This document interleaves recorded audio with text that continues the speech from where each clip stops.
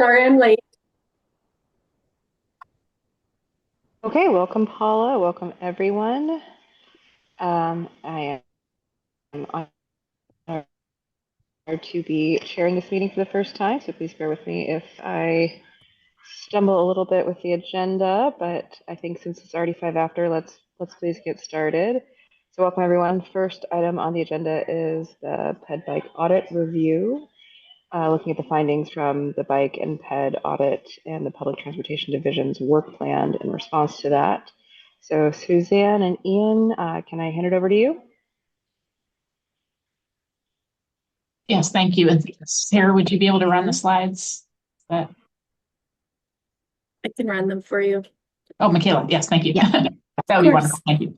Yeah. So we are going to be speaking to the bicycle and pedestrian program audit that was, I believe, begun in 1923, excuse me, 2023, and completed last year. And so I'll go over with emphasis on our on the recommendations and our response and actions based on the recommendations. So next slide. So just a little bit of background. ODOT has the goal to build out and complete the bicycle and sidewalk facilities on our state highway system. We have funding for this through that's influenced by ORS 366514, better known as the Bike Bill, which was passed in 1971. So the Bike Bill requires that ODOT spends at least 1% of state highway funds per fiscal year on projects that provide biking and walking within the right of way. And then, of course, we also have other opportunities and dollars and projects along the way where we invest in these facilities, but that's at least a minimum of where we invest. And then we also have the requirement in that bill to include bike and pedestrian facilities whenever a road is built, rebuilt, or relocated. So we have memorialized some of that through our Oregon Highway Design Manual, through doing a performance-based practical design that should be followed. And so I'll getting a little bit in the weeds there, but just as background to say that the 4 audit objectives included assessing how we do that 1%, if you will, methodology, and just taking a fresh look at how we're calculating and reporting out on our efforts. So the first 2 items here are essentially how we're calculating and reporting on our efforts, and tying that back to the funding that we're putting in for bicycling and pedestrian programs. And then these are maybe in reverse order to some extent. And then the third one is how are we incorporating equity, which is also a strategic action plan goal. And then the last one there is to determine our progress in providing more complete bicycle and pedestrian facilities on the state highway system and identifying barriers to progress.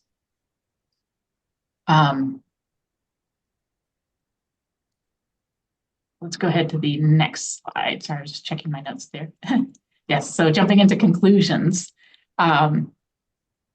we did find that we are constrained in terms of how much funding do we have, right? We can only build facilities in certain ways, and having funding, it definitely amplifies our ability to make progress. And then we also have limited space. So if you think particularly of an urban context, like in the photo here, not a great example, but just thinking of this photo because there's a house on one side, you can only widen the roadway so much, and you may have competing interests about what we're using that right of way for. So we don't always have opportunities to fully build out the most ideal amount of facilities. You can also think of our state highway system where we often have one roadway lane in each direction, and then the right of way really ends there. And so it'd be a determination to make to how to build that out to provide bicycle and walking facilities. So essentially the conclusions of the audit were that there are those funding and competing priorities are significant barriers, that we need better data quality. So in order to measure how we're improving, we need to collect data in a different way. And that these constraints that I mentioned will make it difficult to make substantive progress. So we may need to make some leaps. And that also if we can make some changes in funding allocations and ways that we can access more roadway space, that is going to be an influential part of it. Next slide. So there were 10 audit recommendations. I'm going to go through each one of them along with our responses. So I won't spend too much time on the slide here, but this is a one-place snapshot of the recommendations that came forward. Next slide. Spoiler, ODOT agreed with all the recommendations. So we provide a management response as we do with each audit. And I should say the audit was done by the ODOT external audit group, right? And then delivered to both the Public Transportation Division and the Delivery and Operations administrator at the time. He and I worked together to provide our management response. Also makes me realize, I don't know if I introduced myself at the beginning. Sorry, post-lunch. Suzanne Carlson, I'm the Public Transportation Division Administrator. And I also have with me today Ian Davidson, who is our Bicycle and Pedestrian Program Manager. So he'll be the subject matter expert to fill in if there's any questions that you want to get into more detail level. So back to the slide here, we agreed with all the recommendations, and we then developed action items to achieve each recommendation. And in total, we ended up with 41 action items, and of those, we've completed 24. So you can see the green bar there is how many of the action items we've completed. And the final action item and completion of all the recommendations will be expected in December of 2027. Significantly, we've also set up an interdivision working group team to implement these recommendations. And so we've got staff who are really working on an action plan. And then they also meet with, so far it's been with 3 division administrators to provide input and expertise on the work that they're doing. And then for us to stay up to date and make sure that we're meeting the mark. If you looked at the full, audit report, you'll find that our management response is on page 33. So if you wanted to look at that and how we phrased it in the report. Next slide. So there'll be 8 of these slides because for a couple of the management recommendations, we have sort of this, we're attacking it with the same action items. So 2 of these will be combined, but I'll have 8 of these slides that'll show you the action items, the due date, and then where it's green, that's showing that it's completed. And then if it's gray, that one's probably still in progress or it may not have been started yet, depending on the action. So for this one in particular, so working to align funding with the gap that we're seeing in our ability to complete the bicycle and pedestrian facilities on the state highway network. So part of this is really related to funding, as I mentioned. We did a transportation system needs assessment last year. Some of you may be aware of that work. It was to some extent in preparation for the transportation package this year. So identifying gaps that we have in our existing funding. We did identify that to fully build out the priority bicycle and pedestrian network would probably be at current funding levels. It's going to take about 150 years. And if we had 115 million per year, we would be able to complete that in 30 years. That was not included in the governor's recommended budget. So that was one opportunity that we've had. We do still have, the Safe Routes to School program, the 1%, and some other funding opportunities. So for those of you who are also members of the OTC, we've shared some of this information. We participated in the workshop, the safety alignment workshop that was last summer, and created the working group we're working on it that I've already discussed, and it includes, as well as the working group also includes Office of Equity and Civil Rights. I should also say, if you have burning questions, go ahead and ask them because you may lose them along the way as I go through the slides. I did have one, Suzanne, just to clarify if those numbers have been updated with the most recent news, which I realize is a moving target out of Washington about federal funding. Thank you, Chair Chapman. That's a great question because we assumed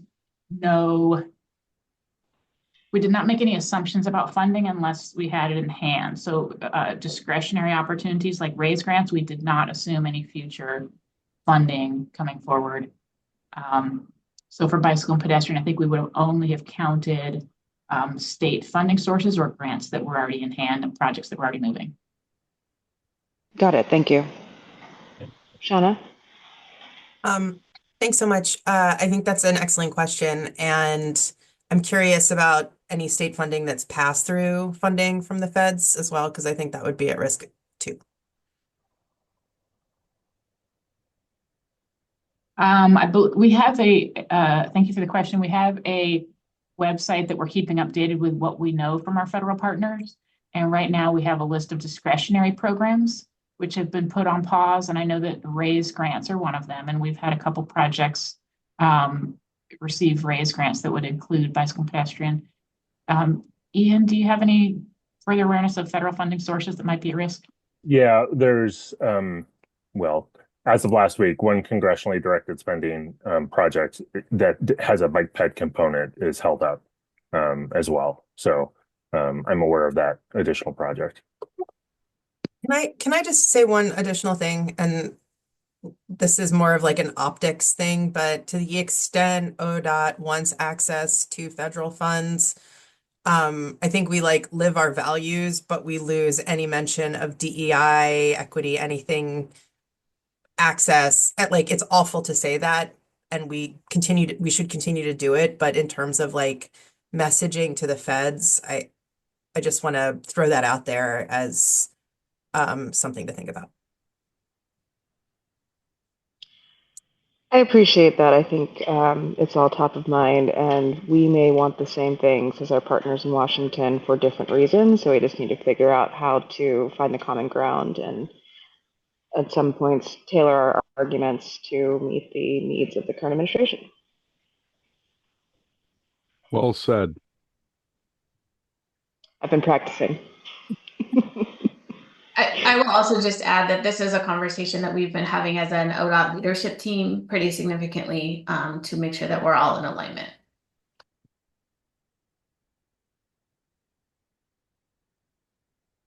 Thanks for the comments. Let's go ahead to the next slide unless there's any other questions on this.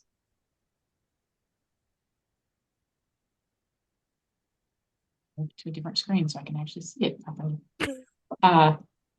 So on this slide, this is recommendations in improving the consideration and prioritization of equity in our projects.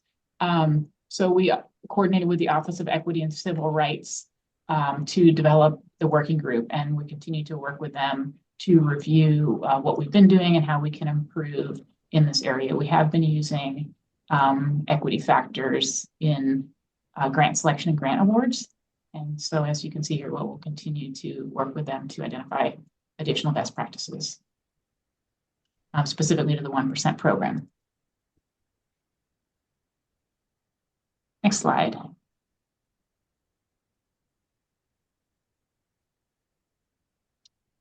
So I was starting to talk about this up front. ODOT has developed a blueprint for urban design, which ensures that the context of the roadway is considered when building the bike and pedestrian infrastructure. So that would indicate if you're on a high-speed arterial, for example, there's those are going to be less safe for bicyclists and walkers, and you may want to bring in certain design elements to those type of roadways compared to a slower residential street or other type of road. You would bring in different design factors.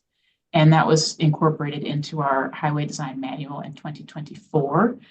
We've also been working on trainings for that. And there's a urban design concurrence form. So we have a form that designers fill out that goes through some of those roadway factors and contexts as they're developing projects. And we will continue to work on feasibility and make recommendations and implement here. Next slide.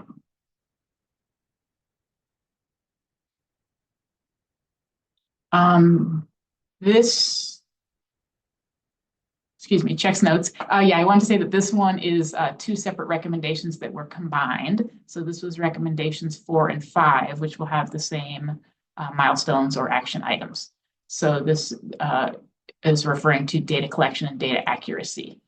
So reviewing our best practices and identifying areas for improvement, which we've already done, which we documented in a memo, and then continuing to verify and incorporate and work on some mapping systems to increase and improve our data gathering and data tracking. Next slide.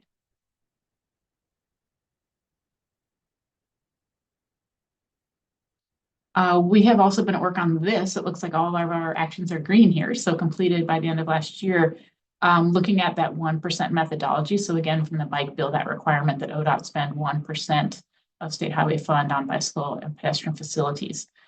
So looking at how we've calculated that, and then the work that's still in progress is sort of doing that, applying that new methodology and looking at our projects going forward. Prior to this, I want to say our methodology had been created in 2008, so it was really due for a refresh. Okay, any questions? Let me know. Next slide. This action item was no longer relevant by the time the audit was completed because it was looking at changing how we were calculating whether or not we met our strategic action plan goal, and that strategic action plan goal had been changed. So it was no longer relevant to look at how we use that metric. So we just have some notes here that if we were to, about what's in the strategic action plan now, and if we were to go back to that type of metric, we would use the recommendations from the audit to incorporate those. Next slide.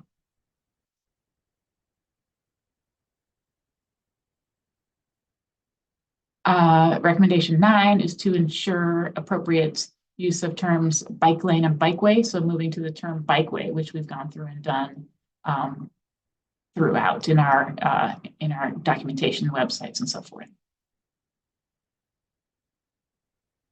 Next slide. Recommendation 10, and by the way, I think I missed a slide where recommendations 3 and 8 both appeared on the same slide, and I did not note that at the time. I think it was my second or third slide there, so sorry about that. Ensuring that the new key performance metric methodology accounts for bikeway facility conditions. So the key performance metric is actually one that's required by the legislature, and that was another metric that we updated to be able to be more achievable. We needed a way to better, I guess, hold it steady of what we were measuring against. So before it did not have a set number of roadway miles that we were targeting to improve. And what we've done is hone it down so that we have priority corridors identified, and we're measuring ourselves about the progress we're making on those priority corridors. And we've also added a metric around crossing distance so that we're reducing safe crossing distance, for pedestrians. So we hope this will be more measurable and we'll be able to better show the progress we're making against the key performance measure. And I believe that's it, and then open for questions. Yes, oh, sorry, you should call Paula. Yeah, go ahead, Paula. So I don't know if I heard it, but I think, well, confirm. Do you do an annual performance report on pedestrian and bike accomplishments and delivery? Is that wrapped into some kind of, you said it was a KPM, some things were KPMs. Is there an annual report that the audit was measuring against, and you demonstrate that you met the 1% and you did these other things on other projects? Yes, there are two. We do have annual reports on our key performance measures to the legislature. I believe we turned those in April. So the most recently available data is from April of last year. So essentially 2023 data. And then we're currently collecting and cleaning data for the next report that'll be due in April. We also have a 1% report, and Ian, I might turn to you to discuss that one. Sure. Yeah, the 1% report is a annual verification to ensure that we're meeting the legal requirements of Oregon's bike bill, which requires a minimum of 1% of the state highway fund be spent on bicycle and pedestrian assets. So that annual report is typically conducted in the fall to ensure that at least 1% has been spent. Mm-hmm. But there's no overall bike ped annual report available that demonstrates the value and accomplishments of the program, of the network. You know, I'm imagining it could be a selling piece as well. Yeah, to demonstrate how you're connecting gaps and other kinds of things.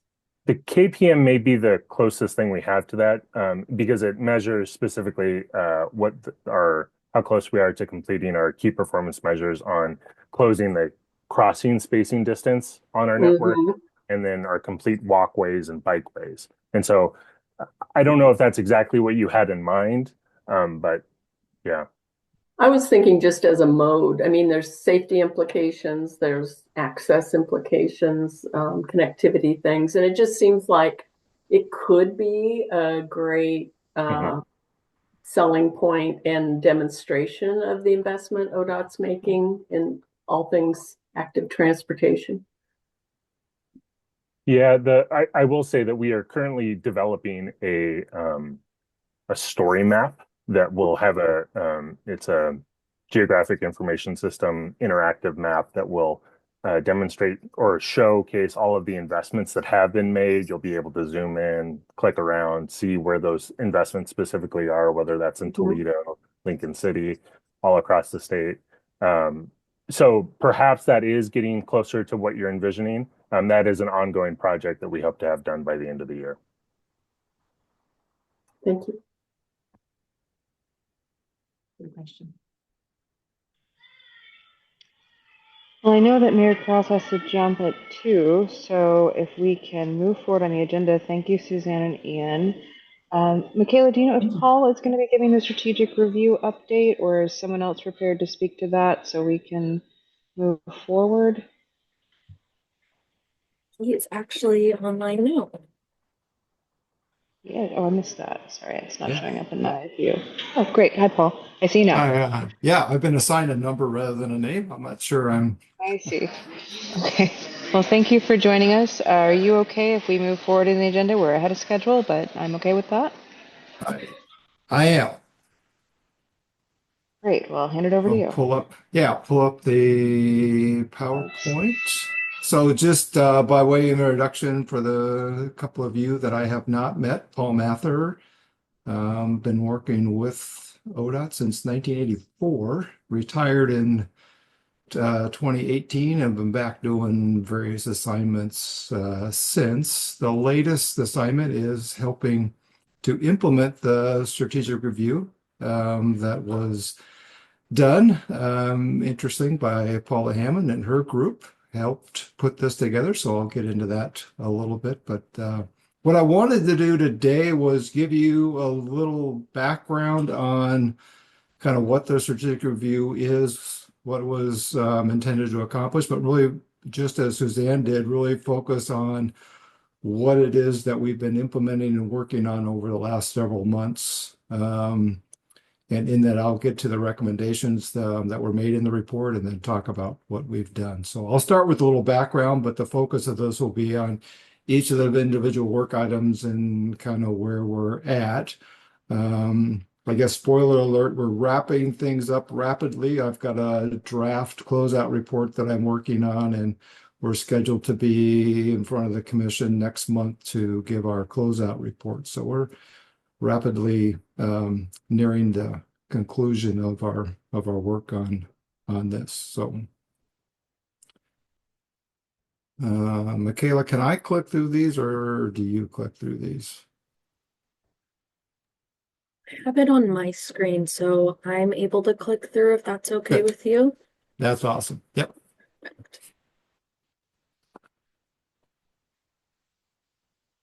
So this was something that Director Strickler asked for last spring. He tasked WSP to come in and really do a kind of surgical look at some specific things in the department. There was a more comprehensive review that was last done in 2017. That's we call the McKinsey report, which is much broader and deeper than this one. WSP was brought in to look specifically at some areas that the director was concerned with and give some recommendations in those areas.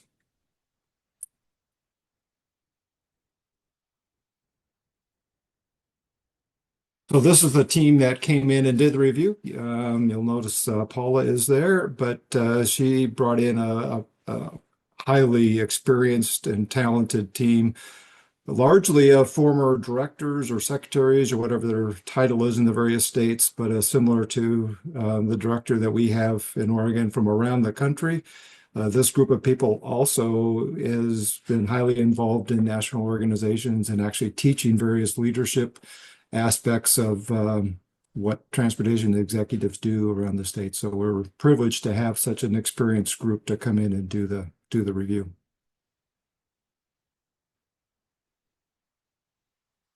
Really, here's the areas that the report or the group focused on: budget and revenue practices, the areas Suzanne was just talking about, the public transportation division, our overall project development management and accountabilities, and then we also wanted them to take a look at kind of where we're doing well and some of the things, and how, or just how we compare to other states. People are often asked that question, and kind of anticipating that coming in the legislative session, that we're often asked that question just to give some context to the things that we're working on.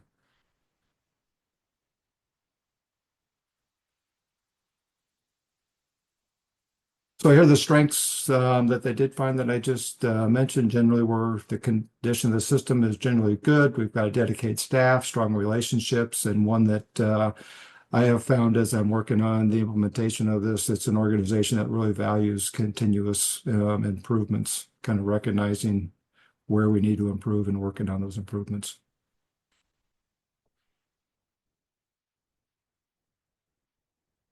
So we came up with an implementation plan that I'm gonna go through. We really focus those into three general areas. As you'll see as I go through the different work items, some of them are very, very significant, and some of them are kind of relatively minor, kind of do a task and complete the task. So it's a kind of a wide-ranging group of activities. We've congregated the more significant ones up front. So as I go through the first several of these, you'll kind of get the more significant ones up front, and the less as we go through the presentation. So here's that comprehensive list, just like Suzanne did in her presentation, just if you want to see one list of them, here they are, but I'm going to go through them one at a time here.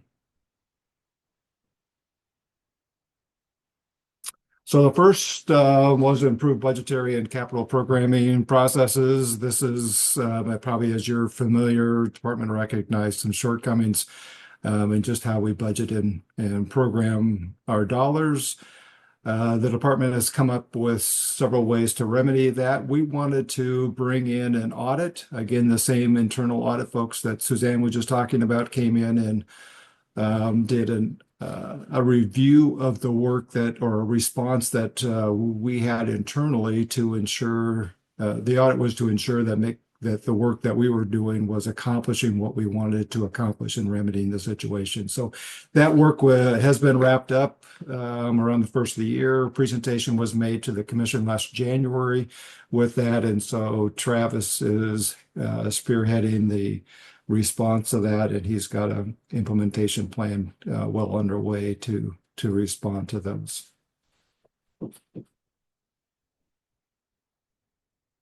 This one, what we've labeled 1B, the 10-year rolling investment strategy, is by far the most significant one in this list. This is an item that will change structurally how we program projects, and have, in my estimation, and I think the hopes of us in the organization, in turn, chance for improved performance on our delivery of projects, both schedule, both budget, scope, so forth. This is probably one, if you haven't already, have come back maybe as a more in-depth topic for this group to spend some time with and really understand. But I'll give you just an overview of kind of what we're trying to accomplish with this. This really adds a step in front of the step. This group that came in from WSP was kind of surprised in our process that we basically do everything when we program a project at the very end, without really knowing a lot about the project. And they said it really kind of sets you up for failure when you do that, when you don't understand the scope, schedule, and budget or details of a project, and you're trying to manage that as you've already set the budget, you've already set the scope and schedule of the project. As you try to get to know the project, it's just kind of ripe for project changes. And so this adds a step before we go to the step to better understand a lot of those variables and understand those projects. So when we do get to the point of programming those in the step, we're set up for much better success in managing the specifics of the project. So anyway, there's a lot more to this one. We could probably spend an entire meeting talking about this. Both Amanda and Amy here on the call have been deeply involved in this and understand this way more than I do. In fact, on the next slide, I'll give you a little bit of kind of look at some of the depth and breadth that this one has. I'm not going to try to cover this. It's just I left this slide in there from our previous presentation just to kind of give you the sense of the depth and breadth that this item covers.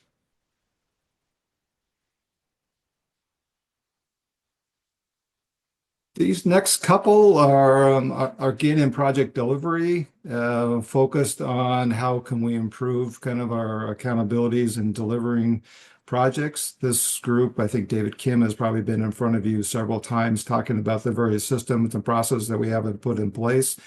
The review found that while we have some of the tools that are not necessarily tailored best for the users of those tools, and they're not implemented quite to the depth and breadth that we need to have the kind of accountabilities of that. So Amy's been working to better refine those, and then to, I think, more importantly, implement those across the regions and have some progress in understanding just our metrics on projects and how we're doing. So she's done at least one review, if not a couple by now, of the quarterly project reviews around in the regions. And those have gone well from the standpoint of getting kind of some discipline to projects and understanding the tools that are there and tailoring those tools to help our project development teams and managers do a better job managing those projects. This is just a kind of some more detail from the slide I left in there, so you see some of the work that we're doing in this area. Again, this one and the one I'm going to talk about next are probably a couple that would be good follow-up work if the committee was interesting, and have Amy come in and talk about this, because I'm just doing a quick kind of overview to give you a flavor of this, and she could do a much better job getting into some of the details of what they're doing.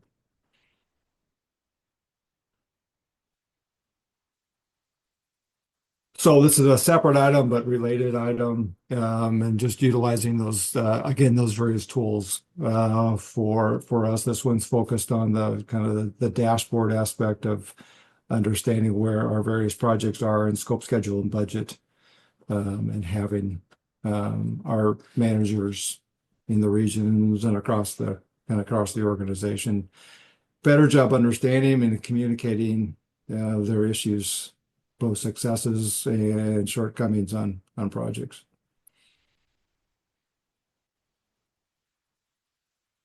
One E has to do with some structural reporting as our program changes, and we want to kind of better utilize staff, recognizing there's a couple of disciplines, right away, geohydro, in particular, that it probably best to centralize. So going through some work with the regions to bring a more organizationally centralized focus to those disciplines.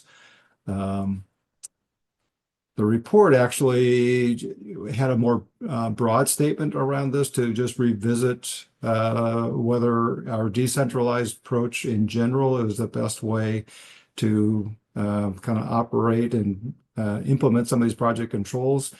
And where we landed was to focus on these discipline areas to bring them more a central focus to help us have a better success in just controlling the success of various projects.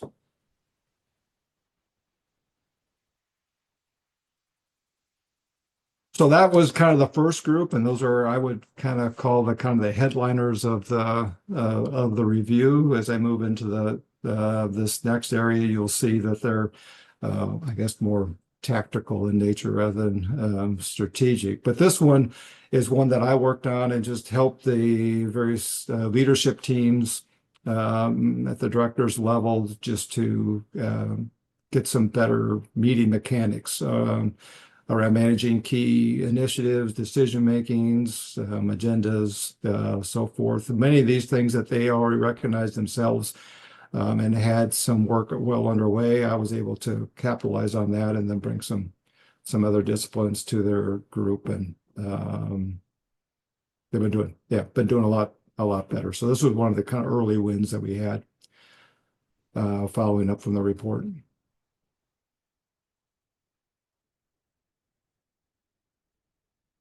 Tracking initiatives and then ensuring that we have cross-functional teams in those initiatives. We implemented what we call an initiative tracker that is a kind of a common place the leadership teams can go to kind of see, kind of verify all the work that what are the initiatives underway, and so everyone kind of on the same page with seeing the initiatives all in one spot. But it's also one place that we can ensure that we got the right players involved at the right times on various initiatives. So it's a way for these teams to kind of keep track of what's underway, and a reminder to bring things back to the team for status reports, and ensuring as things change, as they commonly do, that we have the right people at the right time involved in those. So one, again, a fairly tactical one, but an important one for the team for their success.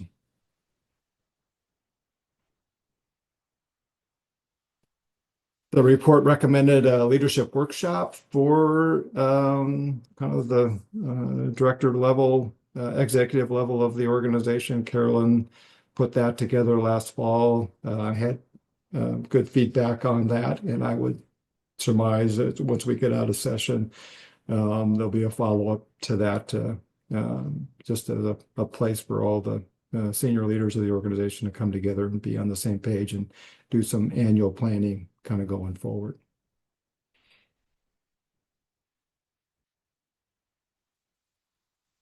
The strategic action plan, Travis led this one. The focus here was really kind of ingraining this, involving more of the organization in how we implement the strategic action plan more on an ongoing basis. I guess I would describe from my perspective and what I read in the report was we needed to transition from a place where the executive team and the commission were just talking about this and have more engagement from the organization as the implementation of the strategic action plan kind of gone forward. So Travis has put together some strategies or a roadmap to kind of keep the organization and the commission moving forward, but also bring the organization along as the strategic action plan unfolds and gets implemented.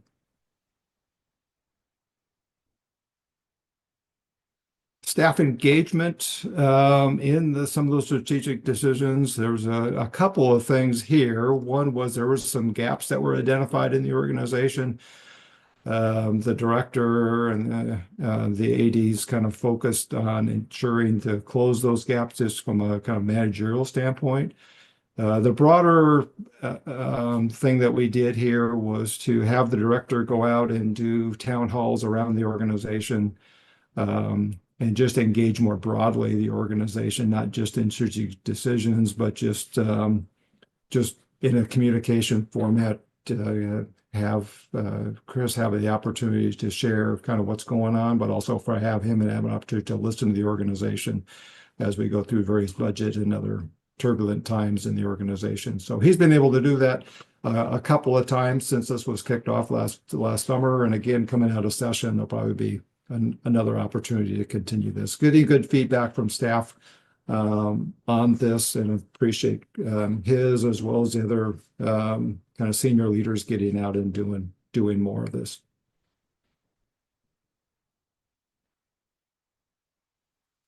This was really kind of more of a housekeeping thing, but just making sure we didn't forget to communicate about what we're doing. Lindsay and her team did a lot of work in the initial steps of this to kind of communicate what the strategic view was, what it wasn't, what we were trying to accomplish. There'll probably be another round of those communications as we get into the wrap up of this. But this was just more focused on that communication aspect of the report.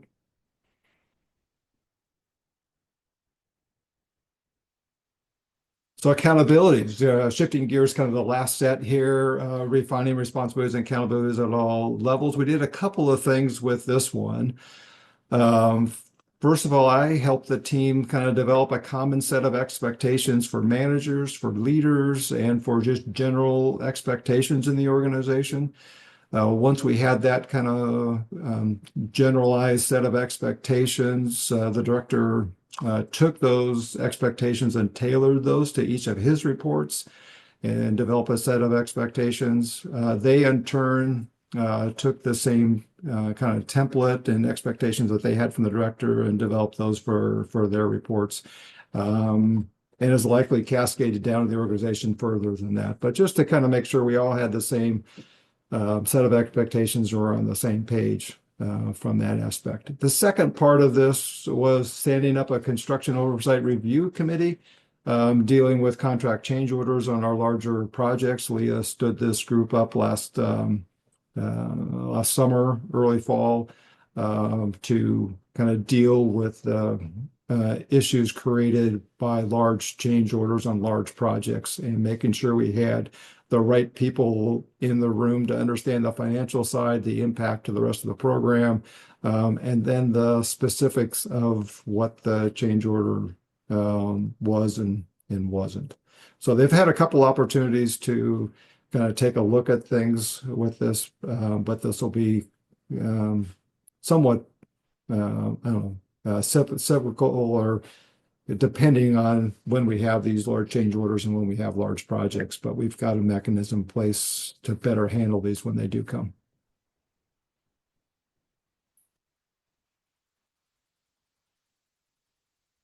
Train and develop sustainable workforce to deliver overall programs. One thing the report found was we had a lot of people kind of on job rotations or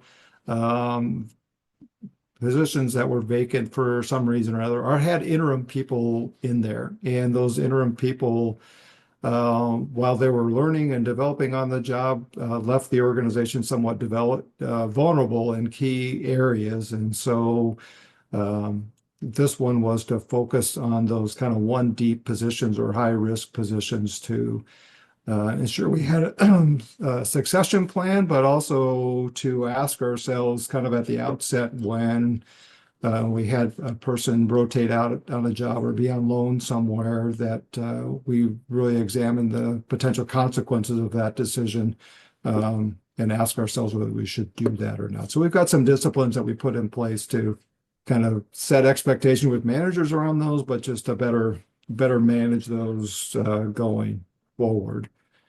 This one is related to the next one where we had some key positions that were actually vacant.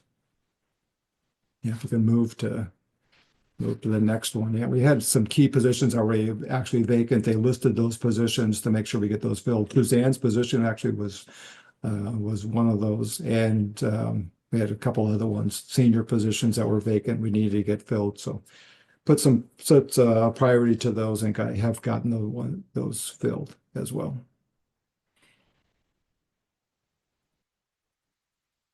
The last one is advisory committee protocol. This is something I chuckle a little bit, I think, every time I see this, but I've been with the organization when external reviews have done multiple different times, and every time this comes up, and people come in from outside the organization and wonder why we have 60 some odd advisory committees and wonder why we don't just eliminate those. And we have to kind of explain that's the Oregon way we do things. So we kind of reframed this into how can we better manage those and how can we give some tools to the people that manage those, some better tools to manage advisory committees and just better expectations for those advisory committees and just kind of sharpen our, sharpen our game up a little bit around advisory committees for their success. This might be another one, and I know Sarah's on the call. She's been working a lot on this one as well, can get more in depth into this one. But it's a common kind of theme, but I think we'll do some good stuff here just to help not only the success of the people managing the committees, but the committees themselves, so they have better kind of clear expectations of what their expectations are of their group and individually. Paul, has anyone recommended an advisory committee? Say that again. I catch the last of that. That was a bad joke. Advisory committee. Of advisory committee. Yeah, no, we haven't had that one We yet. No. we did create a community of practice, and our acronym is ACAC, but it stands for Advisory Committee Alignment Collaborative. We also tried to make it ACDC, but that didn't quite work out. But that's less committee for committees and more like where we can put our heads together. But we spent a lot of time in that jokey headspace about it too. I appreciate your sense of humor, even though Yeah. it is a very serious topic. And I saw, Shauna, you had your hand up. No, I was trying to laugh and I hit the wrong button, so my bad. Yeah. I know how to use Sorry, it. didn't mean to throw you off there, Paul. You have more slides. Oh, good. So that's kind of my rapid fire run through of all of them, just to kind of give you a quick overview of kind of the depth and breadth of the work. There's probably like as I mentioned as I went through, there's 2 or 3 of them in there that you might want to grab onto and go more in depth on. As I said earlier, the closeout report should be completed here in a couple of weeks, and we plan to be in front of the commission at their next meeting in March. So you'll see the conclusion of our work there. So yeah, so any questions, or I again ran through that pretty quickly. We got several people on the call that are much more involved in some of those work items than I am, so they can help answer questions. And of course, we have Paula who helped author the report, so she may have something she wants to offer as well. Mayor Cross, I know you're on a time crunch, so if you have a question, please go ahead. Well, the only question I have, and it comes from my years in the military and just from doing things, whenever we do a strategic review, one of the things we always have within that strategic review is a look backward to see, where do we improve from where we've been. And one of the things that I know I would like to see, especially if we're looking at, making sure the public understands what's going on. I look at the I-5 bridge project, and there's got to be some way to avoid what happened there and what is ongoing happening there. And how do we do that, right? What things can we put into place that keep projects from doubling, or I hate to say this, but probably tripling by the time they're done? Because it throws off the entire budget when you do this. Everybody's budget gets affected at that point. And it's hard to complete projects that, quote, you've told people that we're going to complete if one project, for lack of a better word, becomes the black hole. And so how do we implement some way of continuously looking back, making those notes so that they last, I dare say, in perpetuity, but so that we try not to make the same mistakes twice. Let's try to get the agency where we're only making that mistake once, is probably the best way I can put it. I know I try to implement that everywhere I've been, but that's because it was pounded into my skull for all the years I served. So that's my one comment to it. Yeah, good point. I think one of the things, if you read the report that Paul and her group did, was look back at the last review that was done in 2017. I referenced the McKinsey report, and so they held up their work to that. And one of the things they noted was our implementation or our follow through on that. I would describe as probably 80–90%. We had a few things that were still lingering, lagging from the implementation of that audit. So they did look back from that respect. I think from your specific comments around, individual projects, I think there's several things in this strategic review, specifically the 10-year rolling program, that are going to help us do a better job with, again, managing that scope, schedule, and budget of these individual projects.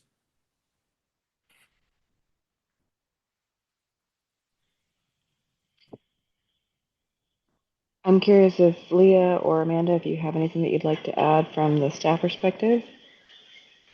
Yeah, thank you, Madam Chair. I was going to add, I think when we look at the content of the strategic review, I know for me, a lot of it is like, really, like we don't have agendas, we don't have expectations, right? And I think just so this group is tracking, like I think there are oftentimes points of time in an organization where you have to do a refresh. And like, yes, we have agendas, yes, we have expectations, but kind of doing that refresh to make sure that everything actually is aligning and leading to the outcomes that we expect.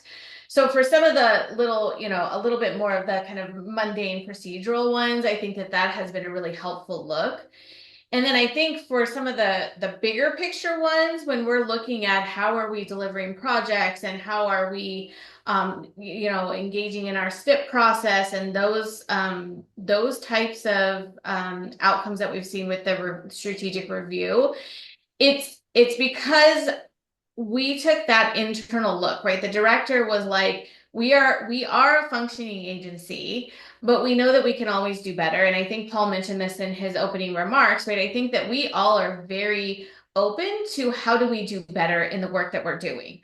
And so this has also given us an opportunity to take a step back, knowing, I think, Mayor Cross, to your point, that like we have had some areas that have been very unfortunate, and how do we learn from that, and how do we make changes to our processes to make sure that we are delivering what Oregonians expect of us as an agency. And so I think that has also been just a useful tool for us to be able to take a step back and how do we engage in our process improvement a little bit differently. And I will also just add, not to open a can of worms, but for anybody who's tracking the Statesman Journal article, or series of articles, right? I think when we went through it line by line, they were able to identify a lot of our deficiencies, which we knew about, and they found because we were transparent in where we were lacking, right? And so that was out there as public record on purpose. And I don't think that we disagreed with most of what was in there, because we're now working on how do we fix it and make it better, right? And we've been doing that over the last year. So I think this is just a really helpful opportunity for us to continue to figure out how do we move forward, and really appreciate the view of this committee to kind of figure out how do we continue to lean in and what is helpful to look back on and those types of things. So I'll pause there, but that's a little bit of how the agency is approaching this. And Chair, maybe if I could add real quick, I think sometimes when findings come back like this, you can get staff going, oh gosh, we have to address all these things. I would actually say we have the opposite reaction. I think staff have been really excited about these opportunities to do better. And I'll just speak to the 10-year rolling investment strategy as an example. The benefits that we can see from that, not only to better project estimates, but also really that policy connection back to let's make sure we're advancing our goals and transparent about that in the investments that we make. Let's make sure that we're really managing a portfolio and moving projects through when they're truly ready to go through, and combining investments and making the most strategic investments. All of that has been so exciting to staff. It's great to hear Amy and I, not the ones championing this, but really our staff out there being like, we're so excited. This is going to be great and awesome. So I'll just share that there's actually enthusiasm across the agency for this. Well, thank you both. That's great to hear. And I know that it is easy for our initial reaction going through a process like this to be defensive, but I do appreciate that staff recognizes the objective perspective. And it's so easy when we're working in the business to not have a chance to step back and work on the business. So sometimes we really do need that outside perspective. Ted, I see your hand. Yeah, just a comment, Paul. I think on the construction review, I would suggest that you use your contractor partners to come in and help review why are costs doubling, what are we doing, what's going on, how are change orders growing and not being taken care of, and bring that partnership in to really talk about it. It affects all of us, and I think the contracting community would love to work with you on that, figure out how we can get better at it. If I may, Madam Chair. Yes. ahead. Thanks for that. We have been reaching out. Our capital program engineer, Topa Peltz, I think many of you have seen her before. Her and I are reaching out to contractors and just sitting down one-on-one to get some feedback. Because, sorry. He's leaving. And so that's been helpful, but then also we'd like to formalize our constructability reviews and add some more triggers for certain projects to get feedback on to better do our cost estimation, as well as looking at our bid package and ways that we can improve in how we're letting that contract. Having done that some in the past, I know it completely changed the way we packaged our projects and sequenced the work, and I believe it saved us both time and money. So yes, we'll do that. Paula? I just want to applaud the agency for all of the good work they've done. I mean, I'm amazed when you see the implementation plan, progress and reports and details, that you're this far this fast. So congratulations. Leah, on the Statesman articles, I read them all. And of course, you get all wrapped around the axle, feeling like they're giving I was thinking that's not right. But they're failing to recognize, and they're using the broad. This is something to guard against with the legislature. We're using a broad brush term of accountability, or we need reforms, is an easy thing for others to say, without really drilling into what it is they're asking for and pushing back to learn a little bit about what they consider accountability or what they consider as reforms. You've got so many great things underway that you can point to and help them understand, and even commit to them that will do this on a reporting annual, whatever cycle basis, to give them that assurance that these are longstanding changes. So I think you've got enough going on there that is really going to bring confidence and credibility. And I like that you are all out in front of this before these articles and, other comments were being made. Thank you, Paula. And I do appreciate that a lot of the topics, concerns, and other questions that the OTC has been raising with staff, both in the meetings and outside of those, have been addressed. I'm looking forward to seeing the full report and then having the debrief at the March meeting. But unless anyone else had any questions about the overview, thank you, Paul. Thank you, Paula, too, for all the work that you did up to this point. Thank you. I know Mayor Cross has had to leave us, but actually that was it for our agenda before the recap. Leah, if you want to take us home. Yeah, thank you, Madam Chair. I appreciate everybody's time today. And I think this was our first attempt at kind of bringing back an audit and is showing this committee real time kind of what we see in an audit, and then how our management response kind of aligns with that. So I think the conversation around that was helpful. And I think that as there's feedback or other thoughts around that, we can definitely tailor kind of what we're bringing back and how. So this was our kind of first step in that direction, to have some of these audit conversations. And then I think one of my takeaways from that conversation was kind of that annual reporting. How are we taking a look at the bodies of work the distinct bodies of work that we have, and actually reporting back on what it is that we're doing? So we've had a couple of conversations about that internally, but I appreciate that flag, and we'll continue to kind of look at that and bring that back as appropriate. And then just really appreciate all of the feedback on the strategic review. Again, if there are areas there that would be helpful for us to bring back in particular, we can definitely do that. We are drilling down, as was mentioned, in a closeout report, but that also means that we are looking to operationalize the what's next. And so we can definitely bring that back as a standing agenda item here as well. So just appreciate all of the engagement in both topic areas today.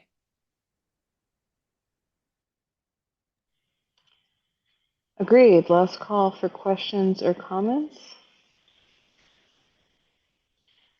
All right. Well, thank you again for everyone for your time and your feedback. And I look forward to continuing the conversation at our March OTC meeting and our next CIAC meeting. Otherwise, this meeting is adjourned. Thank you. Thanks, everyone. Bye, Have a everybody. good afternoon. Thank you.